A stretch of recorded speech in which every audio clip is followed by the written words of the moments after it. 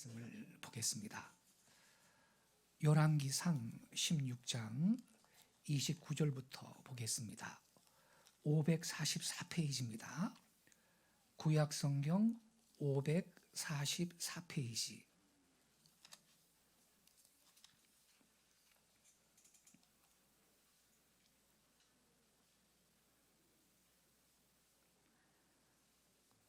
열왕기상 16장 29절부터 34절까지 한 절씩 교독하겠습니다. 제가 먼저 29절을 읽겠습니다. 유다의 아사왕 제38년에 오므리의 아들 아합이 이스라엘의 왕이 되니라. 오므리의 아들 아합이 사마리아에서 22년 동안 이스라엘을 다스리니라.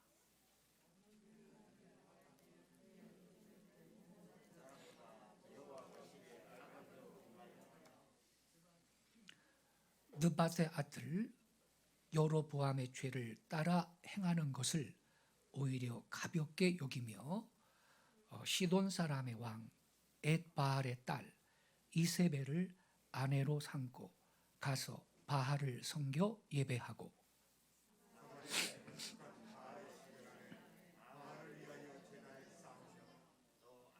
또 아세라 상을 만들었으니 그는 그 이전에 이스라엘의 모든 왕보다 심히 이스라엘 하나님 여호와를 노하시게 하였더라.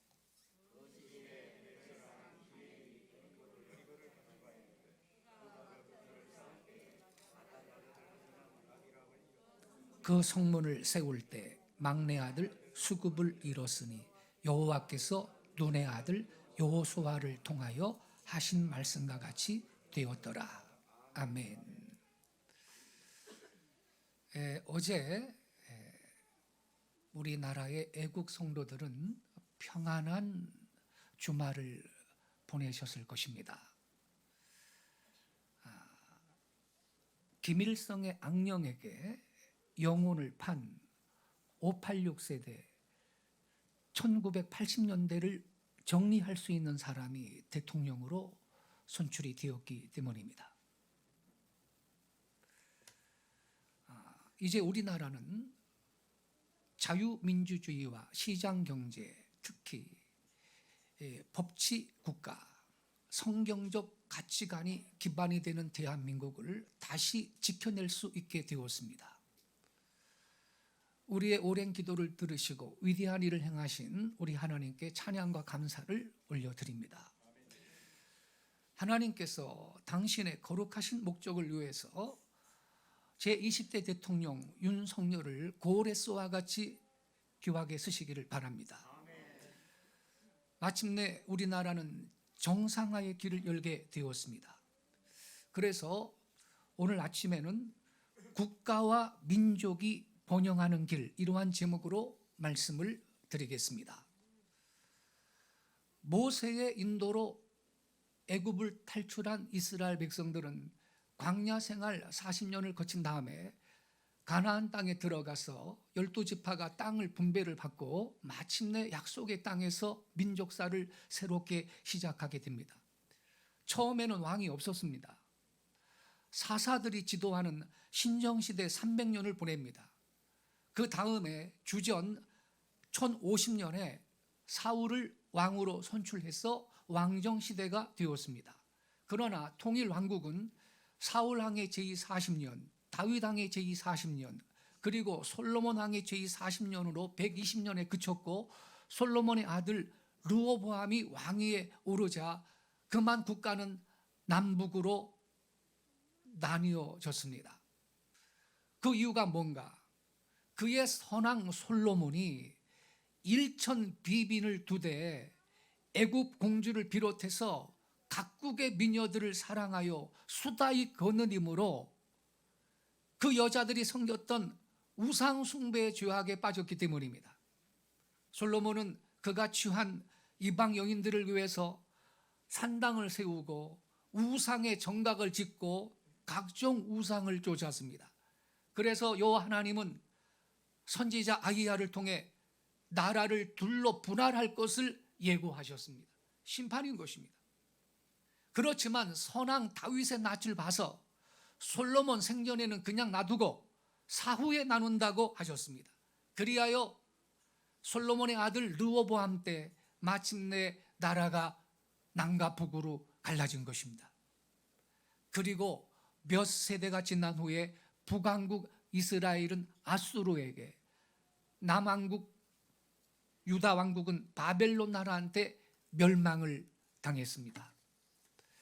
그 분란의 과정을 잠시 설명을 드리겠습니다. 고대 이스라엘 왕국의 최고의 번영을 구가했던 이 솔로몬이 죽은 다음에 그의 아들 르호보암이 왕위에 올랐습니다. 르호보암이 임금의 자리에 오르자 제야 지도자 여로보암을 비롯해서 온 회중이 왕 앞에 나왔습니다. 이 여로보암은 정치적 박해 때문에 솔로몬 시절에 애굽으로 망명을 가 있었는데 솔로몬이 죽고 이제 백성이 그 사실을 기별을 했을 때 다시 돌아온 사람입니다. 그들의 청혼은 뭐냐 하면요, 솔로몬 왕이 메웠던 그 무거운 멍에를 가볍게 해달라는 요구였던 것입니다. 열왕기상 12장 1절부터 4절에 그 말씀이 기록이 되어 있는데 저와 한 절씩 교독하겠습니다. 제가 먼저 열왕기상 12장 1절을 읽겠습니다. 르호보암이 세겜으로 갔으니 이는 온 이스라엘이 그를 왕으로 삼고자 하여 세겜에 이르렀음이더라.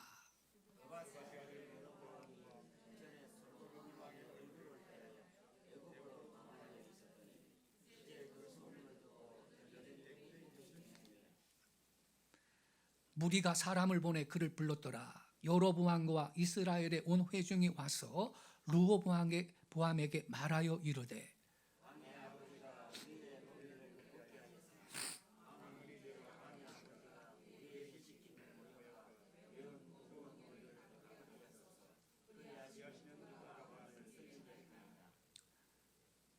이들의 요구가 뭔가요?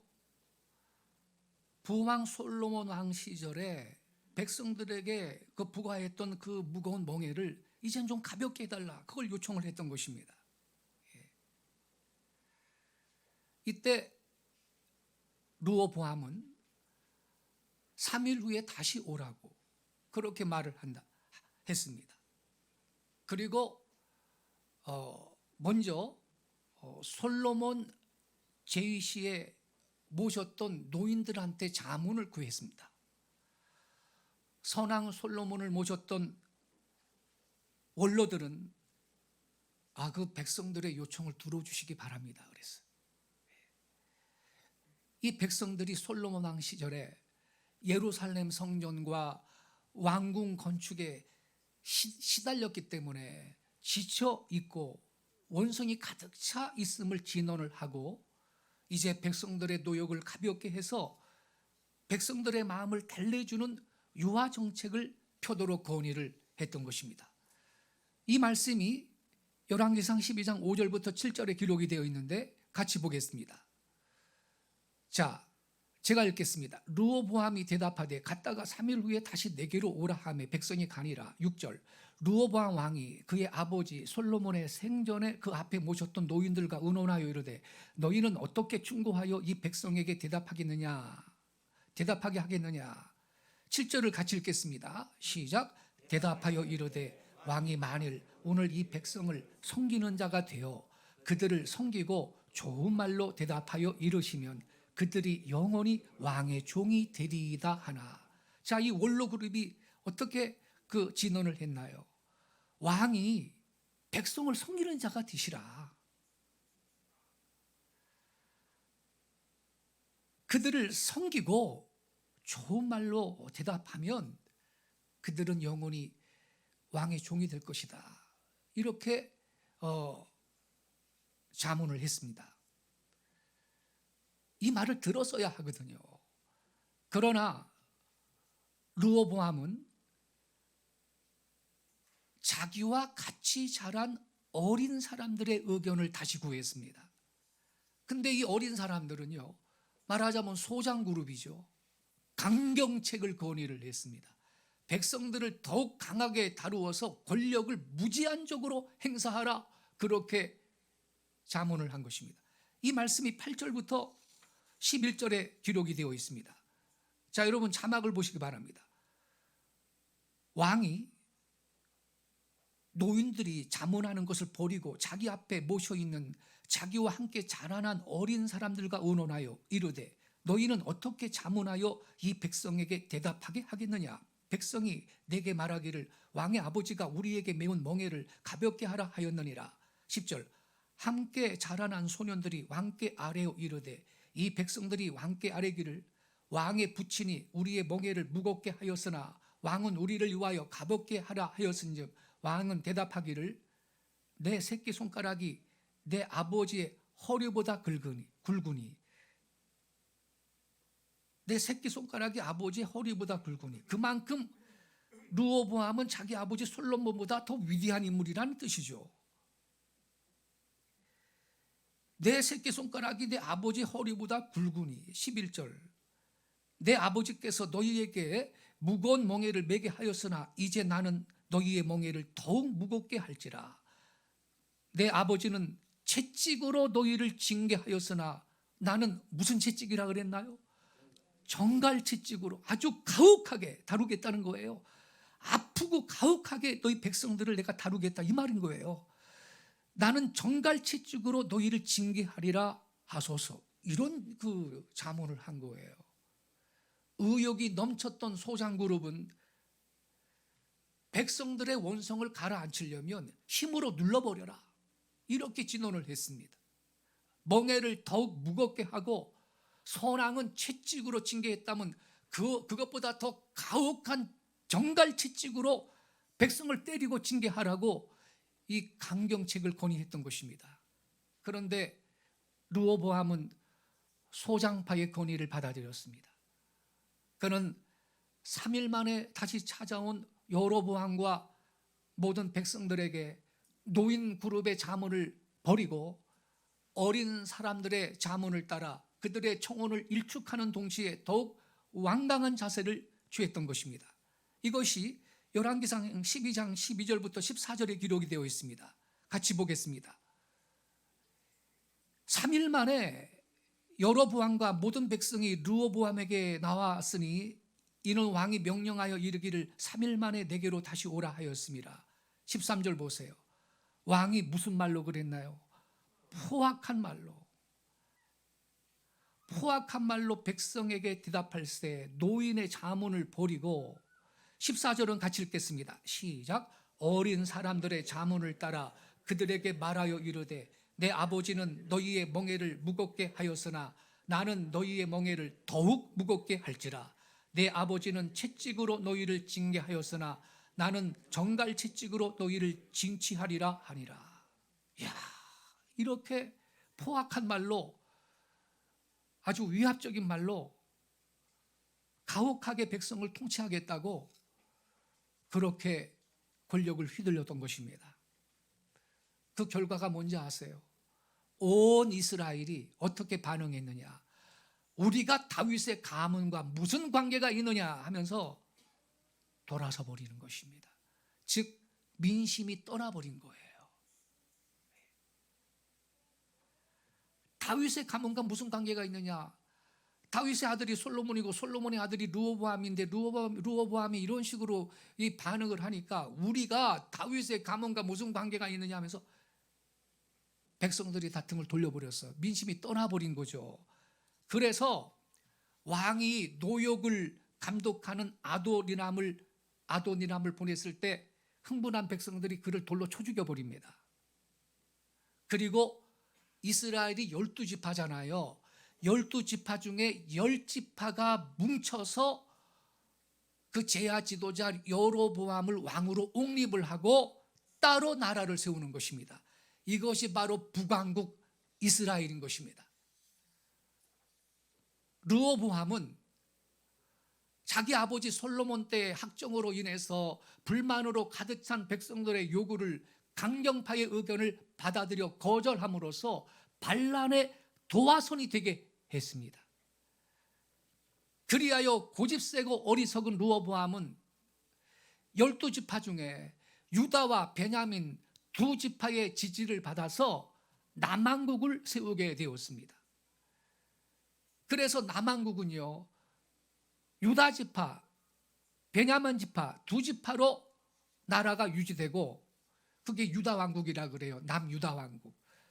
북왕국은 이스라엘이라고 국가의 이름을 정했어요. 북왕국 이스라엘. 북왕국은 10지파로서 이루어졌던 것입니다. 그 후에 어떻게 됐느냐? 통일국가를 다시 이루지 못하고 남왕국 유다나 북왕국 이스라엘이나 이방 나라의 침공을 받아 멸망을 당합니다. 북왕국 이스라엘은요, 나라가 세워지고 19왕에 207년간 존속하다가 주전 722년 아수르, 세계사에서는 아시리아라고 기록된 그 나라입니다. 아수르의 침략을 받아 멸망했습니다. 남왕국 유다는 나라가 분열된 후 20명의 왕이 344년간 유지하다가 주전 586년 바벨론, 세계사 교과서에는 신바빌로니아라는 나라입니다. 그 신바빌로니아 제국한테 멸망을 당했습니다. 남북 왕조가 하나님의 뜻대로 살지를 못하고 이방의 우상 귀신들을 섬겼고 하나님의 기대를 저버렸기 때문에 다시금 통일왕국을 실현하지 못한 채 각각 주변 강대국들한테 멸망을 당하고 만 것입니다. 근데 이 남유다 왕국의 제1대 임금이 이 솔로몬의 아들 르호보암 아닙니까? 소장파의 그 강경책을 받아들여서 국가가 결국 남북으로 나뉘게 만든 인물인데, 자기 아버지 솔로몬은 지혜가 있었어요. 솔로몬의 지혜 아시죠? 근데 그 아들 르호보암은 아주 어리석고 멍청한 인간이에요. 예. 그래서 소장파의 강압책을 받아들여 가지고 결국은 국가가 두 쪽이 났는데, 그리하여 남왕국 유다 왕국의 1대 임금은 이 솔로몬의 아들 르호보암이고 2대 임금이 아비야라는 사람이고 3대 임금이 그 아비야의 아들인 아사였습니다. 아사, 요 아사를, 남왕국 이스라엘의 3대 임금 아사를 좀 이름을 기억하고 계세요. 아사. 근데 이 아사가 남왕국 유다의 왕으로 있는 동안 북왕국 이스라엘 나라에서는요, 그 첫 왕이 여로보암 아닙니까? 제야 지도자였던 여로보암. 그 첫 왕 여로보암이 죽고 이어서 나답, 바아사, 엘라, 시므리, 오므리 5왕이 지나갔고요. 그러니까 여로보암까지 치면 6왕이 지나갔고요. 7번째로 아합 왕이 등장을 합니다. 아합 왕. 자, 여러분, 이게 무슨 의미인지 아세요? 다시 말씀드릴게요. 남유다 왕국에는 아사라는 한 임금이 그 유다 왕국을 통치하고 있는 동안에 북쪽 나라 이스라엘에서는 여로보암이 죽은 다음, 첫왕 여로보암이 죽은 다음에 나답, 바하사, 엘라, 시므리, 오므리 5왕이 지나갔고 7번째 아합이 등장을 했다. 왜 이렇게 많이 바뀌는 거예요, 왕이? 북왕국 이스라엘은 나라가 혼란하고 정정이 아주 불안했다, 이런 뜻이 되는 거예요. 왜 그랬을까요? 여러분은 이 시간에 이 말씀을 통해서 국가와 민족이 번영하려면 어떤 길로 가야 되는지 답을 찾게 될 것입니다. 여로보암의 아들이 나답이에요.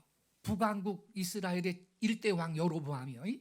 여로보암의 아들 나답은 남쪽 유다 나라의 왕 아사왕 때, 아사왕 둘째 해입니다. 둘째 해에 북쪽 이스라엘의 왕이 돼가지고 2년 동안 나라를 다스렸어요. 그러나 나답은요, 그를 모반한 이사갈 족속 아히야의 아들 바하사에 의해서 죽임을 당했습니다. 바하사는 나답을 죽이고 대신해서 왕이 될 때 여로보암의 온 집을 쳐서 생명 있는 자는 한 사람도 남기지 아니하고 다 멸했습니다. 우리식으로 말하자면 삼족을 멸해버린 겁니다. 우리나라 조선왕시대 이 상황으로 말을 한다면 삼족을 멸해 죽여버린 거예요. 유다의 아사왕 제26년에 북이스라엘의 왕은 이 바하사에서 그의 아들 엘라로 또 이제 바뀝니다. 그러나 엘라는 2년 동안만 왕위에 있었을 뿐입니다. 그의 신하로서 병거의 절반을 통솔했던 지휘관 시므리가 왕을 모반해서 그를 쳐 죽이고 왕이 되었기 때문입니다. 이 시므리 또한 왕위에 오를 때 바하사의 온 집안 사람들을 모두 죽이되 남자는요, 그의 친족이든 친구든 한 사람도 남기지 않고 다 죽였습니다. 그러나 그렇게 왕이 된 시므리도요, 단지 7일 동안만 왕이 있었을 뿐입니다. 그때 블레셋 사람에게 속한 기브돈을 향하여 진을 치고 있던 이스라엘 백성들이 시므리가 모반해서 왕을 죽였다 이 말을 듣고는 군대 지휘관 오므리를 이스라엘의 왕으로 삼았기 때문입니다. 오므리는 기브돈에서 군사를 거느리고 시므리가 왕위에 오른 성읍 디르사로 올라와 포위했습니다. 시므리는 그의 성읍이 함락되는 것을 보고 왕궁 요새에 들어가서 왕궁에 불을 지르고 그 가운데서 타서 죽고 말았습니다. 그러나 이 오므리 또한 곧바로 북왕국 이스라엘 전체의 왕이 된 건 아니고 이스라엘 백성 절반만 오므리를 따르고 다른 절반은 기낫의 아들 디브니를 따르고 그를 왕으로 삼으려고 해서 북왕국 이스라엘 백성이 둘로 나뉘었기 때문입니다. 오므리가 북왕국 전체의 왕이 된 건 그로부터 4년 후 그를 따르던 백성들이 디브니를 따르던 백성들과 싸워서 이기고 나서였습니다. 오므리는 이스라엘의 왕이 되어 12년 동안 왕위에 있었고 첫 6년 동안 디르사에서 나라를 통치했습니다. 그는 세멜이라고 하는 사람한테 산지를 사서 그 산 위에 성읍을 건축하고 그 건축한 성읍 이름을 그 산 주인이었던 세멜의 이름을 따라서 사마리아 이렇게 명명을 했습니다. 오므리는 자기가 건설하고 북왕국 이스라엘의 새 수도로 삼은 사마리아에서 왕권을 행사하다가 죽고 거기에 장사되었고 그의 아들 아합이 그를 이어 왕이 되었습니다. 북이스라엘 왕국의 7대 왕이 아합입니다. 이것이 오늘의 본문 직전까지의 북왕국 이스라엘 왕들의 대략적인 역사입니다. 그리고 오늘의 본문은 역대 이스라엘의 왕 중에 가장 악명이 높은 아합 이야기를 시작하고 있는 것입니다.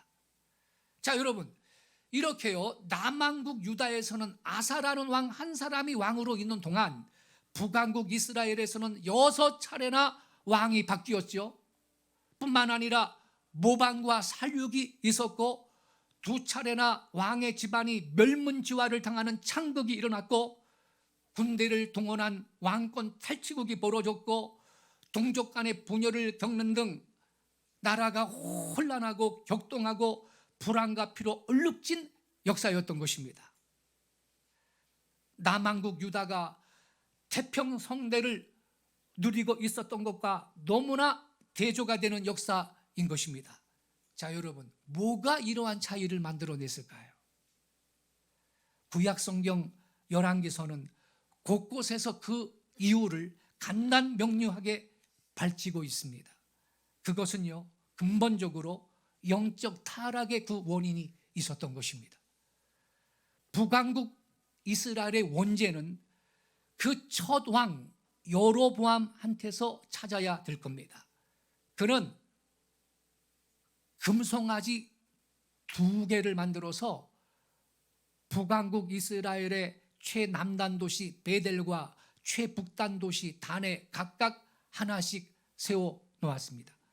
그리고 백성들에게 이 금송아지가 이스라엘 백성을 애굽에서부터 인도하여 낸 너희의 신이라고 선전을 하면서 그의 백성들이 예루살렘에 올라가서 참 제사를 드리는 것을 막는 죄를 범했습니다. 이게 무슨 말이냐면요, 이제 북이스라엘 남유다 왕국으로 국가가 둘로 나뉘었는데 성전은 남유다 왕국 쪽에 있어요, 예루살렘에.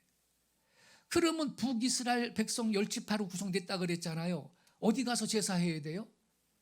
남쪽에 예루살렘으로 가야 된다고요. 그러니까 이 여로보암이 이거 안 되겠다, 이러다가 내 백성을 뺏기겠네, 이런 생각이 든 거예요, 인간이. 그래가지고 세상에 금송아지를 2개를 만들어가지고 남쪽 북쪽에 세운 다음에 여기에다가 제사를 하라는 거예요. 여기에다가 남쪽에 내려가지 말라는 거예요. 이게 열왕기상 12장 25절부터 30절까지 기록이 되어 있는데 같이 읽겠습니다. 자, 열왕기상 12장 25절 저랑 교독하겠습니다. 제가 먼저 25절을 읽겠습니다. 여로보암이 에브라임 산지에 세겜을 건축하고 거기서 살며 또 거기서 나가서 분우엘을 건축하고,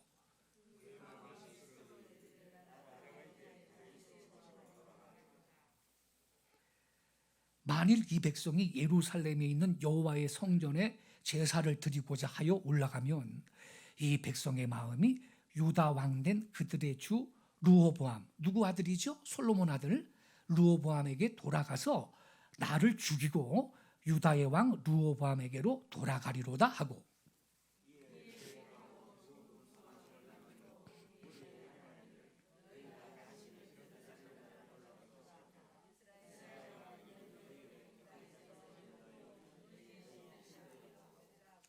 하나는 베델에 두고 하나는 단에 둔지라. 그 하나에게 경배함이더라. 이거 보세요. 우리 북이스라엘 백성이 성전은 예루살렘에 있는데 그게 남유다 왕국 지역이거든요. 이거 차단해야 되는데 거기 가서 절기 때마다 제사하러 가고 그러면 이걸 방치했다간 내 백성 다 뺏길 거야, 나를 죽일 거야, 이러한 생각을 하고 세상에 우상을, 금송아지를 세워놓고 거기에 백성들이 경배를 하도록 만들었습니다. 이거 큰 죄거든요. 이게 다가 아니고요, 이 여로보암은요 산당들을 짓고요 레위 자손이 아닌 보통 백성으로 제사장을 삼아요. 지 마음대로 율법을 어긴 거예요. 제사장은 레위 지파에서만 나오는 거거든요. 근데 보통 사람으로 백성을, 제사장을 삼는 거예요. 왜? 뿐만 아니라 자기 마음대로 정한 달을 이스라엘 자손을 위한 종교적인 절기로 정하고 그가 만든 금송아지한테 제사를 드렸던 것입니다. 이것이 31절부터 33절 말씀까지 기록이 되어 있는데 자막 좀 보여주세요. 제가 읽을게요. 그가 또 산당들을 짓고 레위 자손 아닌 보통 백성으로 제사장을 삼고 여덟째 달 곧 그 달 15째 날로 절기를 정하여 유다의 절기와 어떻게 하게 그랬어요? 비슷하게. 이거 봐요. 이거 모조품이요. 유다의 절기와 비슷하게 하고 제단에 올라가되 베델에서 그와 같이 행하여 그가 만든 송아지에게 제사를 드렸으며 그가 지은 산당의 제사장을 베델에서 세웠더라. 그가 자기 마음대로 정한 달 곧 8째 달 15째 날로 이스라엘 자손을 위하여 절기를 정하고 베델에 쌓은 제단에 올라가서 분향하였더라. 이거 봐요. 얼마나 악한 죄입니까? 근데 여러분, 이 여로보암이 북이스라엘 나라의 첫 임금 아닙니까? 출발부터 나라를 엉망으로 시작을 한 거죠. 출발부터. 근데 이 여로보암의 이 죄는요, 그 이후에 두고 북이스라엘의 죄의 전거로 언급이 되고 있습니다. 마치 노래의 후렴구절 같아. 열왕기상 15장 25절부터 30절을 보겠습니다. 자, 여기 보면요, 제가 25절을 읽을게요. 유다의 아사왕 둘째 해에 여로보암의 아들 나답이, 그러니까 북이스라엘의 두 번째 임금이죠, 여로보암의 아들 나답이 이스라엘 왕이 되어 2년 동안 이스라엘을 다스리니라. 26절 보세요. 그가 여호와 보시기에 악을 행하되 누구의 길로 행했대요? 그의 아버지의 길로 행하며, 자기 아버지 여로보암이 그 악한 죄를 졌잖아요. 금송아지 만들어서 이 금송아지가 너희들을 애굽에서 인도해낸 신들이라 그러고 말이죠. 마음대로 절기를 정해가지고 그날에 제사하게 만들고, 그것도 귀신한테 말이에요. 근데 그 아들 여로보암의 아들 나답이 왕이 된 후에도 이 아버지의 길로 행했다는 거예요. 그가 이스라엘에게 범하게 한 그 죄 중에 행한지라. 아버지의 길로 행했다, 이 말을 기억하세요. 그 결과 복을 받겠어요? 27절 보세요.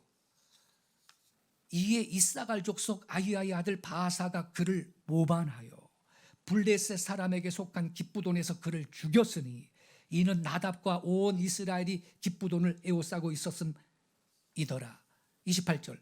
유다의 아사왕 셋해에 바하사가, 이거 봐요, 나답을 죽이고 국가가 혼란하고 막 문제가 생기는 거예요. 바하사가 나답을 죽이고 대신하여 왕이 되고, 나답만 죽이는 거로 끝나는 게 아니에요. 29절 보세요. 왕이 될 때 여로보암의 온 집을 쳐서 생명 있는 자를 한 사람도 남기지 아니하고 다 멸하였는데, 멸문지화한 거죠. 여호와께서 그 종 실로 사람 아히야를 통하여 하신 말씀과 같이 되었으니, 30절은 같이 읽겠습니다. 시작. 이는 여로보암이 범죄하고 또 이스라엘에게 범하게 한 죄로 말미암음이며 또 그가 이스라엘의 하나님 여호와를 노엽게 한 일 때문이었더라. 그래서 여러분, 여기에서 우리는 두 가지 사실을 유의하셔야 됩니다. 첫째는 이 나답의 죄가 그의 아버지 여로보암의 죄를 답습한 것이었다라는 겁니다. 26절 말씀을 다시 보겠습니다. 이렇게 써 있어요. 그가 여호와 보시기에 악을 행하되 그의 아버지의 길로 행하여 그가 이스라엘에게 범하게 한 그 죄 중에 행한지라. 다른 하나는 뭐냐? 나답뿐만 아니라 여로보암의 온 집안이 멸문지화를 당하는 참극이 일어났는데, 그 까닭이 뭐냐? 그것은 여로보암이 범죄하고 또 이스라엘에게 범하게 한 죄 때문이고, 또 그가 이스라엘 하나님 여호와를 노엽게 했기 때문이라는 겁니다. 이게 30절 말씀에 기록이 되어 있죠. 이는 여로보암이 범죄하고 또 이스라엘에게 범하게 한 죄로 말미암음이며 또 그가 이스라엘의 하나님 여호와를 노엽게 한 일 때문이었더라.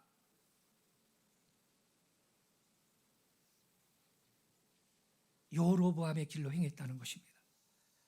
그러면 여러분, 이 여로보암의 아들 나답을 죽이고 북이스라엘의 3대 왕이 된 바하사는 어땠나요?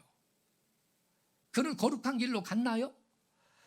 이 바하사에 대한 기록도 보겠습니다. 그게 열왕기상 15장 33절부터 34절에 기록이 되어 있는데, 같이 읽겠습니다.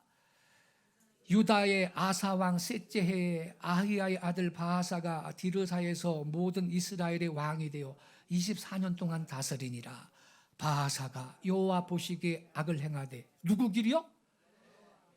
여로보암의 길. 또 나오죠. 계속 읽겠습니다. 여로보암의 길로 행하여 그가 이스라엘에게 범하게 한 그 죄 중에 행하였더라. 여로보암의 길로 그대로 여로보암의 죄를 답습해서 행했다는 겁니다. 이 바하사에 대한 기록은요, 열왕기상 16장 1절 이하에도 말씀이 기록되어 있습니다. 열왕기상 16장 1절부터 4절을 읽겠습니다. 저랑 한 절씩 교독하겠습니다. 제가 먼저 1절을 읽을게요. 여호와의 말씀이 하나니의 아들 예후에게 임하여 바하사를 꾸짖어 이르시되,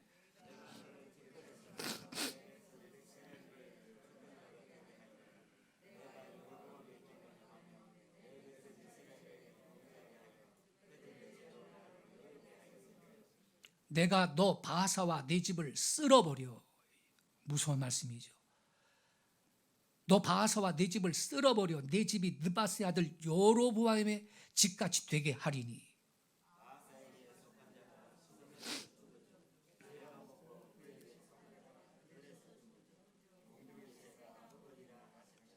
이거 봐요. 아주 집안이 망하는 거예요. 가문이 다 망하는 거예요. 이대로 됐어요. 그렇다면 북왕국 이스라엘의 제5대 왕 시므리에 관한 기록은 어땠나 한번 보겠습니다. 열왕기상 16장 18절부터 19절입니다. 제가 읽겠습니다. 시므리가 성읍이 함락됨을 보고 왕궁 요새에 들어가서 왕궁에 불을 지르고 그 가운데서 죽었으니 19절은 같이 읽겠습니다. 이는 그가 여호와 보시기에 악을 행하여 범죄하였기 때문이니라. 그가 여로보암의 길로 행하며 그가 이스라엘에게 죄를 범하게 한 그 죄 중에 행하였더라. 여기도 누구의 길로 행했다 그래요? 여로보암의 길로. 이게 아주 노래의 후렴구 같아요. 여로보암의 길로 행했다. 여로보암의 길로 행했다. 북이스라엘 나라의 첫 임금이었던 여로보암의 죄악이 그 후에 모든 임금들의 그 북이스라엘의 죄악의 전거로서 계속 지금 기록이 되어 있는 것입니다. 그러면 이 시므리 다음에 왕이 된 사람이 오므리거든요. 6대 왕입니다. 북왕국 이스라엘의 제6대 왕 오므리에 대한 기록도 마찬가지예요.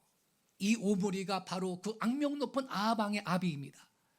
열왕기상 16장 25절 26절을 같이 보겠습니다. 제가 25절을 읽을게요. 오므리가 여호와 보시기에 악을 행하되 그 전에 모든 사람보다 더욱 악을 행하여 26절은 같이 읽겠습니다. 시작. 느바세 아들 여로보암의 모든 길로 행하며 그가 이스라엘에게 죄를 범하게 한 그 죄 중에 행하여 그들의 헛된 것들로 이스라엘의 하나님 여호와를 노하시게 하였더라. 이거 보세요. 여로보암의 길로 행했다는 거예요. 그러면 본문으로 돌아갈게요. 오늘의 본문. 오늘의 본문에는 아합 왕이 등장합니다. 그런데 이 아합에 관한 언급은요, 앞에 모든 언급과 같은 방향에서 그 최악의 상태를 말하고 있습니다. 29절부터 33절 말씀을 같이 읽겠습니다. 저랑 한 절씩 교독하겠습니다. 제가 29절을 읽을게요. 유다의 아사왕 제38년에 오므리의 아들 아합이 이스라엘의 왕이 되니라. 오므리의 아들 아합이 사마리아에서 22년 동안 이스라엘을 다스리니라.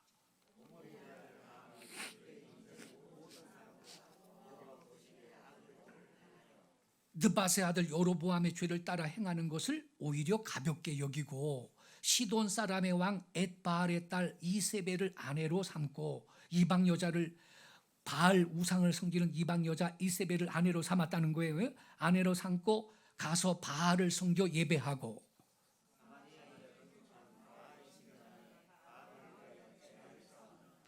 또 아세라상을 같이 읽겠습니다. 시작. 또 아세라상을 만들었으니 그는 그 이전에 이스라엘의 모든 왕보다 심히 이스라엘 하나님 여호와를 노하시게 하였더라.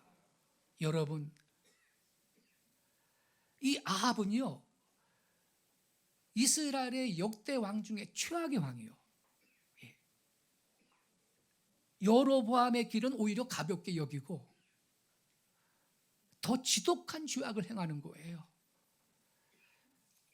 이렇게 여러분, 아합 왕 시대의 절정에 달한 우상 숭배와 죄악은 결국 어떤 결과를 초래했느냐? 북왕국 이스라엘을 멸망의 길로 이끌고 말았습니다. 돌이킴이 없었던 북이스라엘의 역사는 수도 사마리아가 이방 나라 아시리아, 아수르에 의해서 점령당하고 주전 722년입니다.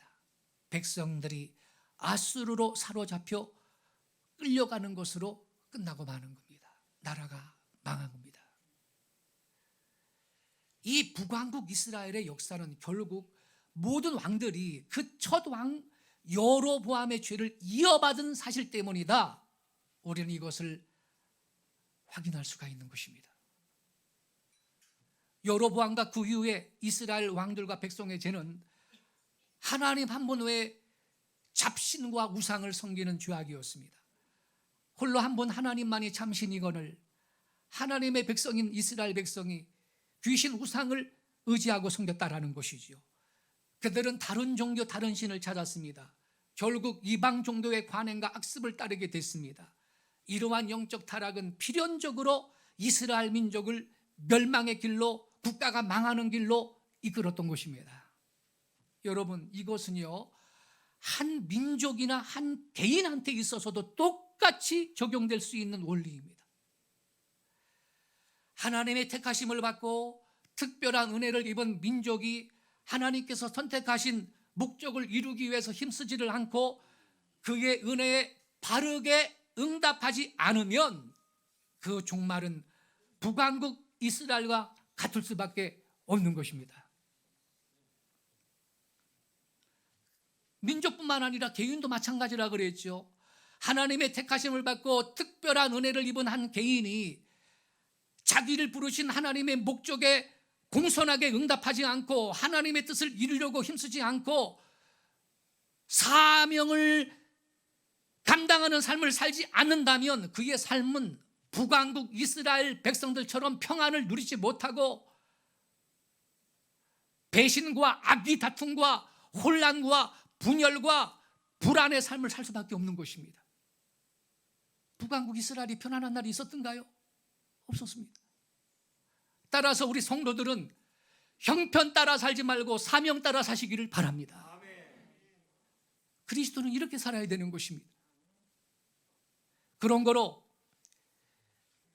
개인이나 민족이나 쇠망의 길을 피하고 평안과 행복과 번영의 길을 가기 위해서는 우리 가운데 온갖 우상을 제거하고 오직 한 분 하나님만을 의지하며 그분만을 예배하며 하나님 말씀에 순종하여서 선과 정의를 행하며 살아야 될 줄로 믿습니다. 이 나라가 그러한 나라가 되어야 되는 것입니다. 문재인 대통령은요, 코로나가 이 땅에 들어왔을 때 얼마 안 되어서 한교총 임원 목사들을 초청을 해가지고 방역은 과학의 영역이다, 기도하고 예배한다고 방역이 되느냐, 이러한 취지로 목사들한테 훈계를 했어요. 그가 의지하는 과학의 효과를 보세요. 지금 하루에 30만 명입니다, 확진자가. 지금은 아주 방치를 내놓은 상태입니다. 국민들 니들이 알아서 해라. 이것이 그분이 의지한 과학의 효과인 것입니다. 방역은 과학의 영역이라고, 기도하고 예배한다고 그게 방역이 되는 거냐고. 여러분, 기도나 예배는요, 과학은 아닙니다. 그러나 비과학도 아닙니다. 초과학인 걸 믿으시기 바랍니다. 이건 초과학인 것입니다. 기도하면, 우리가 하나님 앞에 예배하면 하나님이 이 땅에 복을 주시는 걸 믿으시기 바랍니다. 그가 오만하게 그런 말을 한 거, 그 결과를 보세요, 여러분. 세상에 이마트, 홈플러스, 백화점, 거기는 불특정 다수의 사람이 아침부터 저녁 늦게까지 출입을 하는데, 교회는 일주일에 주일날 11시 예배 1시간 특정인들이 1시간 모였다가 예배드리고 흩어지는데 교회는 문을 닫으라는 거예요. 이것이 주사파 중북 좌파 정권이 한 짓인 거예요.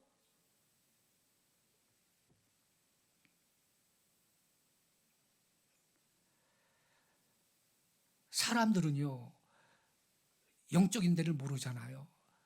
왜 정권이 지금 재창출을 못했나, 여러 가지 얘기를 하는데, 하나님 앞에 합당치 못했던 데 큰 이유가 있는 거고, 이 땅에 기독교 신자가 1000만이 되는데 기독교 신자들 속을 뒤집어 놨고, 왜냐하면 이 코로나의 그 이유를 마녀 사냥식으로 교회한테 책임을 뒤집어 씌웠어요. 희생양으로 삼고.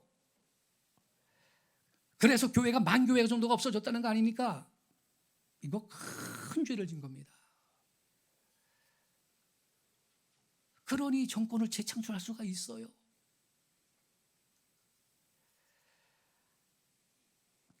세상에 노무현 대통령 때 사학법을 개정을 해가지고 사립학교는 말이죠, 대부분 미션 스쿨인데 그 미션 스쿨에서 채플 시간에 예배 시간도 못 갖게 하고 말이죠. 성경 공부 제대로 못하게 만들고 말이죠.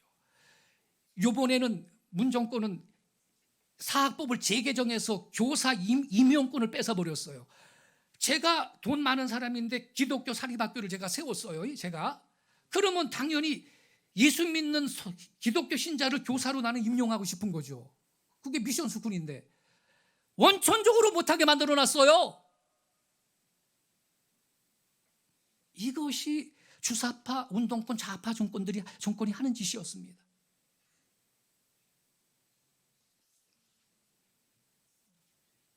우리는 개인이나 민족이나 하나님 말씀을 존중하고 하나님 앞에 예배하고 그분을 경외하고 그분을 섬기는 개인과 민족과 나라가 될 때 그 개인과 이 국가가 하나님의 은혜 가운데 번영과 발전의 길을 구가하게 될 줄로 믿으시기 바랍니다. 끝으로 본문 마지막 절에는요, 특별히 주목해야 할 말씀이 기록이 되어 있습니다. 열왕기상 16장 34절을 우리 같이 읽겠습니다. 자막 좀 보여주세요. 34절입니다. 같이 읽겠습니다. 시작. 그 시대에 베델 사람 히엘이 여리고를 건축하였는데 그가 그 터를 쌓을 때에 맏아들 아비람을 잃었고 그 성문을 세울 때에 막내 아들 수굽을 잃었으니 여호와께서 눈의 아들 여호수아를 통하여 하신 말씀과 같이 되었더라. 그 시대는 아방의 시대죠. 베델 사람, 이 베델은 아까 들으셨죠? 여로보암이 금송아지 세우던 동네입니다. 베델 사람 히엘이 여리고를 건축했대요. 근데 그가 터를 쌓을 때 장남 아비람을 잃어버렸고 그 성문을 세울 때 막내 아들 수굽을 잃었대요. 둘 다 죽은 거예요. 근데 맨 끝에 말씀이 중요해요. 여호와께서 눈의 아들 여호수아를 통하여 하신 말씀과 같이 되었더라. 아니, 하나님이 여호수아를 통해서 무슨 말씀을 했는데? 그게 여호수아 6장 26절에 기록이 되어 있어요. 같이 읽겠습니다. 자, 저기 보이죠? 시작. 여호수아가 그때에 맹세하게 하여 이르되 누구든지 일어나서 이 여리고 성을 건축하는 자는 여호와 앞에서 저주를 받을 것이라. 그 기초를 쌓을 때 그의 맏아들을 잃을 것이요 그 문을 세울 때 그의 막내 아들을 잃으리라 하였더라. 이거 하나님이 여호수아를 통해 하신 말씀이라고 써 있어요. 자, 이 저주가 500년 후에 이스라엘 왕 아합 시대에 그대로 이루어진 거예요. 그때 베델의 히엘이라는 사람이 여리고를 재건했는데 그 기초 공사를 할 때 맏아들 아비람이 죽고 성문을 세울 때 막내 아들 수굽이 또 죽었어요. 이것은 여호와께서 눈의 아들 여호수아를 통하여 여리고를 저주하셨기 때문에 일어난 일이었습니다. 여러분, 이거 왜 이렇게 됐을까요? 잘 들으셔야 됩니다. 여리고 성은요, 하나님께서 무너뜨린 성이에요. 여리고 성이 견고했지요. 이스라엘 백성이 성을 빙빙 돌다가 마지막 날 7번 돌고 소리를 와 지를 때 이 성이 무너져 버렸잖아요. 그런데 고고학자들이 발굴을 했는데 성이 안쪽으로 다 무너졌더래. 바깥쪽으로 무너졌으면 그 바깥에서 돌던 이스라엘 백성들이 압사할 거 아니에요. 이게 다 안쪽으로 무너져 있더래요. 글쎄, 할렐루야. 예? 이 여리고 성은 하나님이 무너뜨린 성이라고요. 여러분, 하나님이.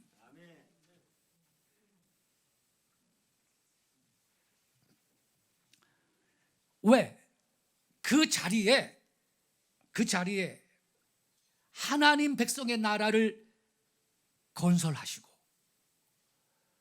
신정국가를 세우시려는 목적 때문에 하나님이 이방족 속에 그 도성을 허무신 것을 믿으시기 바랍니다. 다시는 그 땅이 하나님을 알지도 섬기지도 않는 이방의 땅이 되는 걸 하나님이 원하지 않았던 것입니다. 그러므로 다시 여리고 성을 건축한다라는 것은 하나님의 뜻을 거역하는 일이었습니다. 그것은 하나님의 나라를 세우기를 거부하는 행위였습니다. 그것은 하나님의 백성이기를 포기하는 도발이었습니다. 스스로 자멸하는 길을 가기로 작정한 일이었던 것입니다.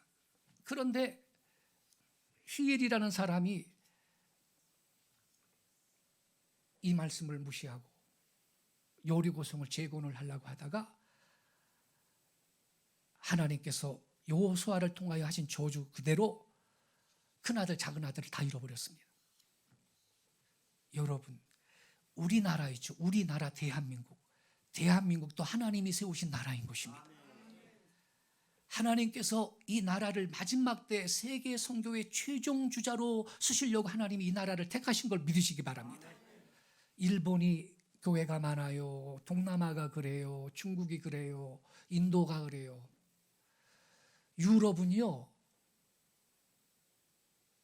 불이 꺼졌어요. 연기만 나요. 미국은 꺼져가고 있는 상태예요. 지금 세계의 희망이 코리아 한국교회에 있는 걸 믿으시기 바랍니다. 영안이 일리는 사람은 이걸 봅니다. 한국교회가 최후의 보루라는 것입니다.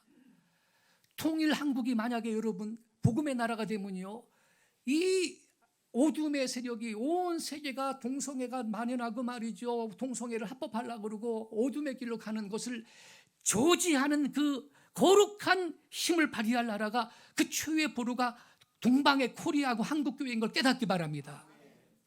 한국교회가 무너지면 희망이 없다라는 것입니다. 이 나라는요, 하나님의 특별한 목적 아래에 있는 나라인 것입니다. 그래서 여러분, 우리나라는 기도로 시작됐어요. 당군 할아버지가 나라를 세울 때부터 유일신 하나님께 제사했지만 그거를 내려놓고라도 1948년 5월 31일 재헌국회 제1차 회의, 즉 개원식에서 이미시 의장으로 추대된 독실한 기독교 신자 이승만이 이렇게 말했습니다. 잘 들어봐요. 대한민국 독립민주국 제1차 회의를 여기서 열게 된 것을 우리가 하나님에게 감사해야 할 것입니다. 종교, 사상, 무엇을 가지고 있든지 누구나 오늘을 당해 가지고 사람의 힘으로만 된 것이라고 우리가 자랑할 수는 없을 것입니다. 그러므로 하나님에게 감사를 드리지 않을 수 없습니다. 나는 먼저 우리가 다 성심으로 일어나서, 그것도 일어나서래, 다 기립을 시키는 거예요. 다 일어나서 하나님에게 우리가 감사를 드릴 터인데, 이윤영 의원 나오셔서 간단한 말씀으로 하나님에게 기도를 올려주시기 바랍니다 그랬어요. 기도를 요청받은 이윤영 의원은 3.1운동에 가담해가지고 옥고를 치른 감리교 목사였거든요. 이리하여 1948년 5월 10일 총선거를 통해서 선출된 재원의원 모두가 기립한 가운데 이윤영 의원이 기도를 드렸다고요. 그때 이윤영 의원은 남북통일과 세계평화, 민생 복락을 강구하는 기도를 드렸습니다. 우리 대한민국 국회는요, 이 우주와 만물을 창조하시고 인간의 역사를 섭리하시는 하나님이시여로, 이런 말로 시작되는 기도로 개원되었습니다. 이 기도 내용은 국회 회의록, 국회 속기록 제1호 제1쪽에 기록이 되어 있습니다. 제가 읽어드릴게요. 이렇게 기도했어요. 이 우주와 만물을 창조하시고 인간의 역사를 섭리하시는 하나님이시여, 이 민족을 돌아보시고 이 땅을 축복하셔서 감사에 넘치는 오늘이 있게 하심을 주님께 저희들은 성심으로 감사하나이다.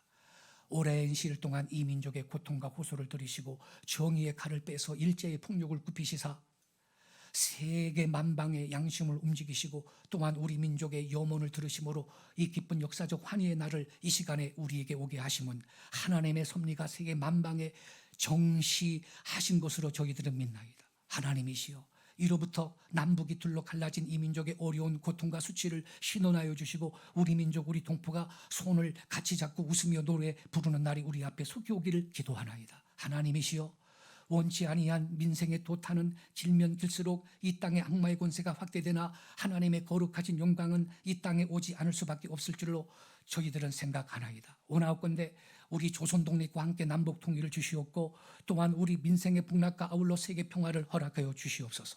거룩하신 하나님의 뜻에 의지하여 저희들은 성스럽게 택함을 입어가지고 글자 그대로 민족의 대표가 되었습니다.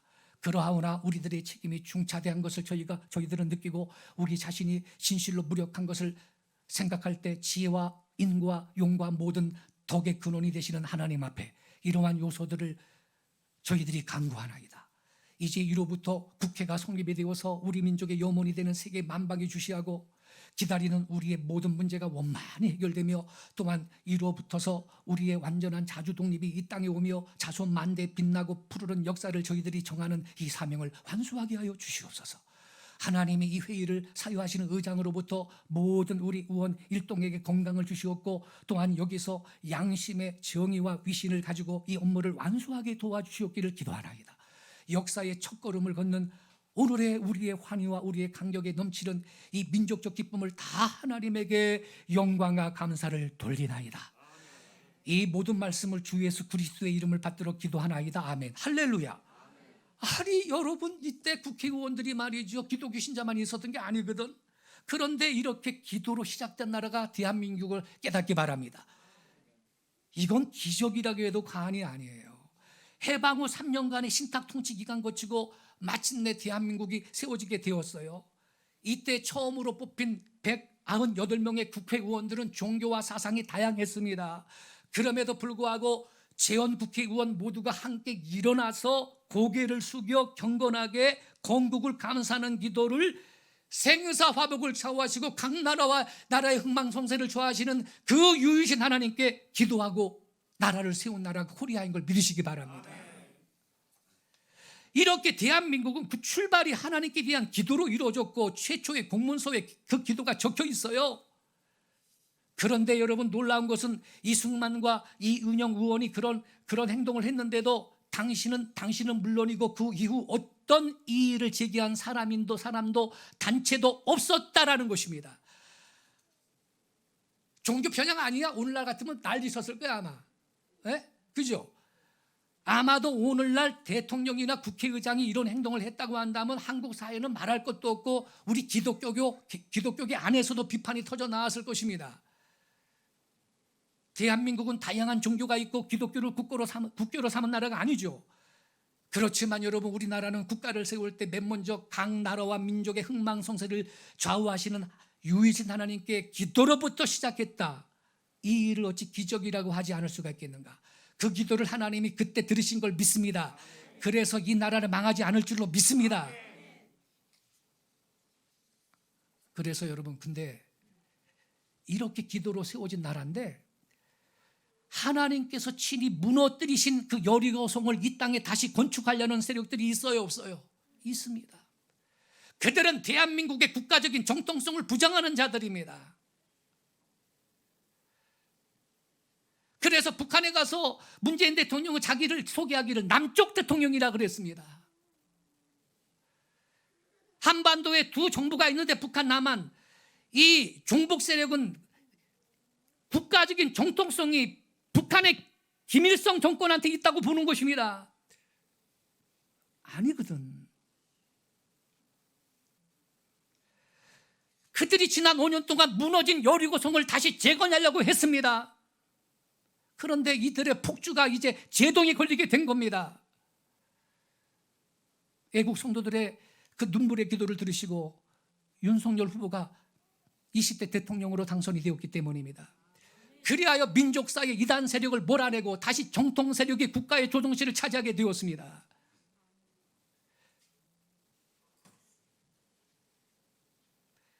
지난 5년 동안 김일성의 악령한테 영혼을 판 좌익 주사파 운동권 세력이 그 586 집단이 더 이상 국가를 망치지 못하도록 이제 막아낼 수 있게 된 것입니다. 자유민주주의와 시장경제 법치국가 한미동맹으로 유지되는 나라, 특히 성경적 가치관이 기반이 되는 대한민국을 다시 지켜낼 수 있게 된 것입니다. 저들은요, 반미, 친중, 종북이에요, 이념이.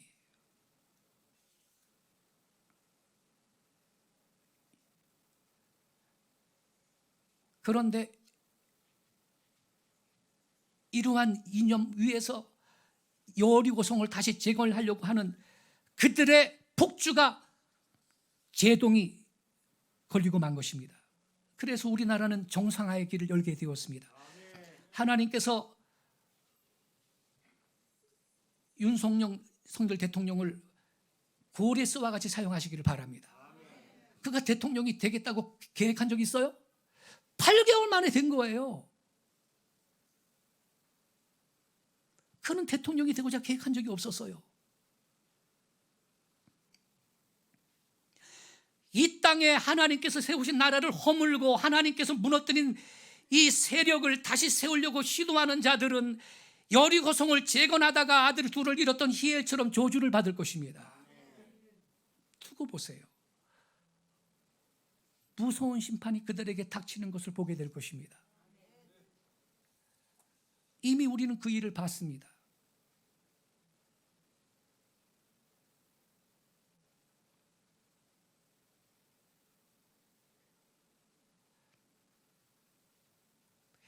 우리 끝으로 역대하 19장 1절하고 2절을 같이 읽겠습니다.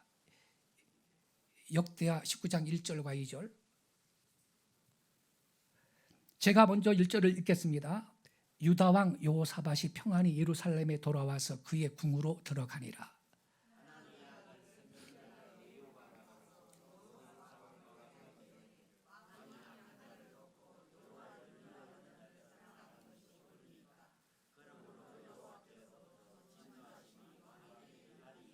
여러분 이 말 잘 보세요. 1절에 유다 왕 여호사밧 그랬죠. 남쪽 유다 왕 여호사밧이 어떤 멍청한 짓을 한지 알아요?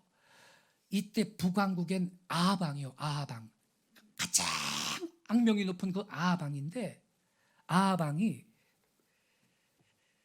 저기 적군이 우리나라를 쳐들어올라 그러는데 우리 동족 아닙니까? 같은 민족 아닙니까?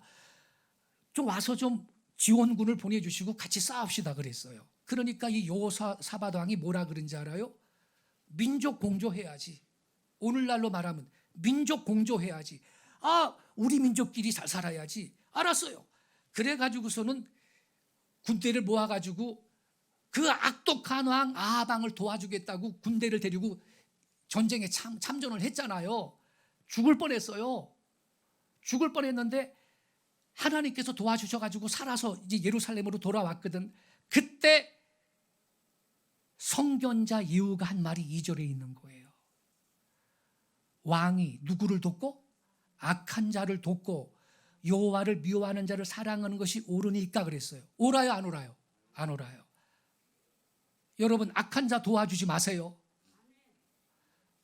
하나님을 미워하는 자를 사랑하지 마세요. 긍휼히는 여기세요. 왕이 악한 자를 돕고 여호와를 미워하는 자를 사랑하는 것이 옳으니까 그러므로 여호와께로부터 진노하심이 왕에게 임하리이다. 오늘날에도 여러분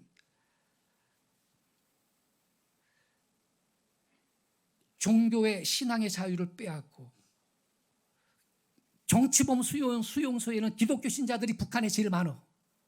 성경책 한 권만 있어도 정치범 수용소로 가야 돼. 이러한 3대 세서 북한 공산 독재 정권을 도와주고 그들은 하나님을 미워해요.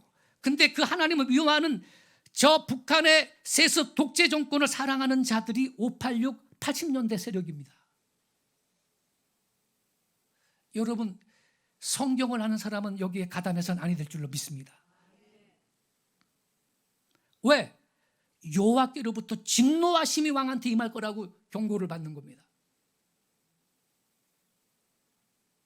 아합 왕 때 여리고를 다시 건축하려고 한 자가 그 성의 터를 쌓을 때 마다를 잃었고 그 성문을 세울 때 막내 아들을 잃은 사실을 우리는 명심해야 될 것입니다.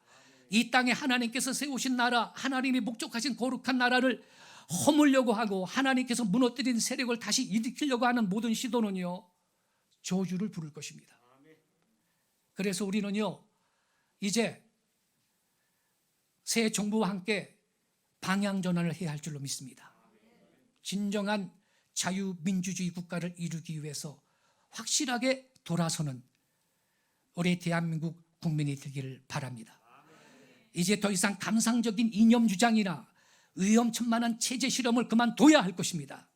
그것이 우리 민족의 쇠망을 피하는 길이며 번영과 발전의 길을 가는 슬기로운 선택이 될 줄로 믿습니다.